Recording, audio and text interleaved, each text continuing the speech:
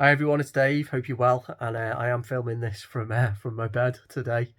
Had some surgery on my knee yesterday, hence why I'm in bed, just resting. So won't be doing much this Christmas, although we'll be getting waited on hand and foot. So I suppose it won't be too bad, will it?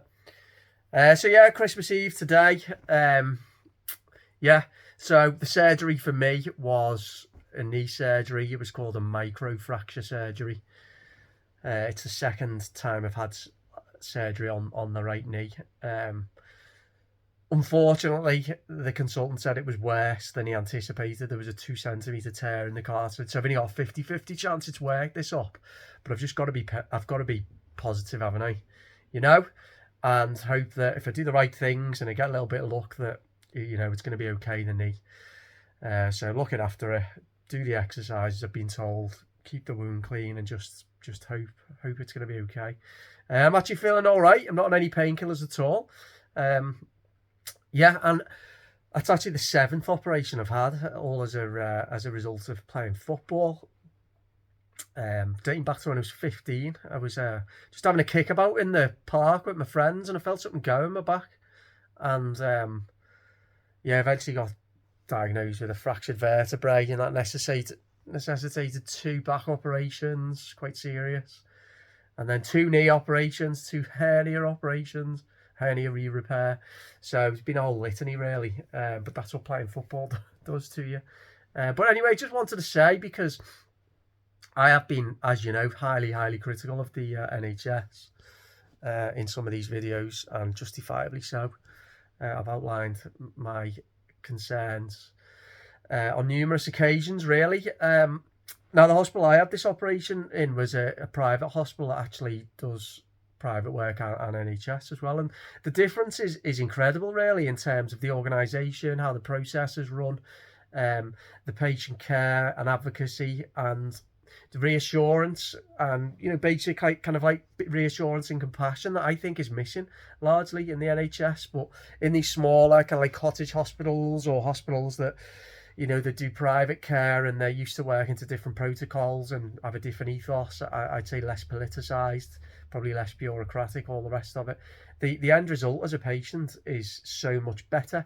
And doesn't that say a lot, really, about the conversation around the NHS, and how it's not sacrilege to say that it needs to be reformed, fundamentally reformed?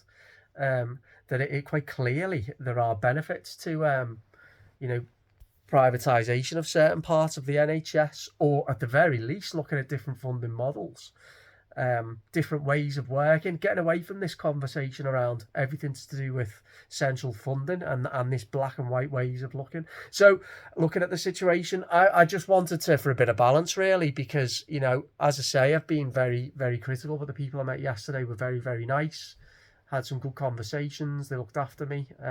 So for the purposes of balance, and also to make the general point, really, as I say, the getting away from this militant ideological mindset, really, that is prevalent in the NHS. The senior managers, all those equality and diversity managers pushing all their woke bullshit and all the rest of it.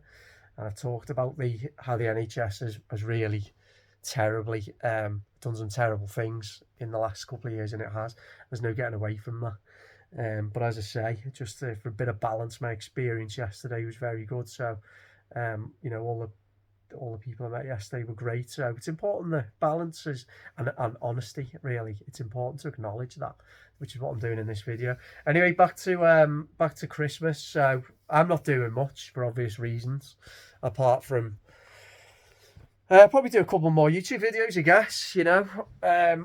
Me and Paul have got another podcast lined up between Christmas and New Year. Again, click the link in the description to subscribe to the podcast. We think you'll like it. Me and Paul are very much on the same page, and we just want to hear people's stories, and we just like to shoot the breeze, cut through the bullshit, explore different avenues of discussion wherever they may take us, and just get back to those values, really, of good, interesting conversation. Conversation's so important. I've really one thing I've realised amongst many in the last couple of years is how conversation really underpins everything else. Um, it underpins society. It underpins the values of society and how healthy a society is. If you can't converse, or if you can't feel free to converse, or you feel like you're claustrophobic or constricted or restricted, and conversation slowly ebbs away. A good conversation, it leeches away out of a society, and things that disappear with that are honesty, truth, authenticity, all those values that a society needs to pursue disappear and leech away, and that's what's happened and happening. You've also got a re-emergence and a real appetite from certain people who really want to, like myself, like Paul on our podcast, and like many of you watching this, who really want to get back to those fundamentals of philosophy, ideas, concepts, exploring, understanding, conversation, connection, building communities. I talk about this a lot, but it's so important because it really does underpin the health of our society and what our society can be, you know, as we move forward in these very dark, troubling, uncertain times, albeit there are also, you know, there are also beacons of light as well.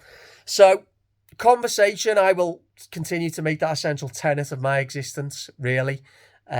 Remember as well with conversation, the moment you open your mouth, you run the risk of offending somebody. You run the risk of someone misunderstanding what you're saying.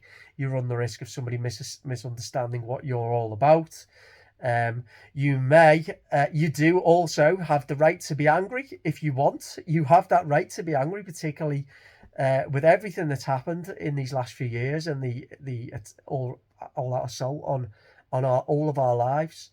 I've talked a lot about anger versus apathy. If the anger slips out every now and again, yeah, we try to channel it and control it. If it slips out every now and again, well, the question is, if it doesn't slip out every now and again, you know, what's wrong? So, you know, conversation, as much as we may try to explore and critically evaluate and to calmly and rationally discuss, creatively explore, you know, and pursue what the truth is. We are already human. We do have we do have big hearts. We do have fire in our bellies, and if the anger slips out every now and again, that's absolutely fine. You know, so don't be, because I've really had to reassure myself of this and others around me about that. You know, if you feel angry and the anger sometimes spills out, that's okay. That's okay. It shows you're human, shows you care. So yeah, Christmas. I hope you all have a great time. It's going to be, I hope now that there's not any people left. Well, there'll be a few weirdos who are still under that terrible psychosis where they wouldn't see their family, you know, shoving lateral flow tests up their nose and jabbing themselves to the hilt and all the rest of it before seeing anybody. I think that's largely that's disappeared now. So I hope you get to see the friends and family that you want to. I hope that you have a couple of days break from whatever it is that's, you know, the pressures of this world weighing down, and you hope you know, enjoy your Christmas dinner, pull a few Christmas crackers, have a few glasses of wine, unwind, enjoy spending time with the kids and the family and your friends, time in the pub maybe, I don't know. Just have a good one. And yeah, Merry Christmas, and I'll be back very soon, and I'll speak to you soon. Bye bye.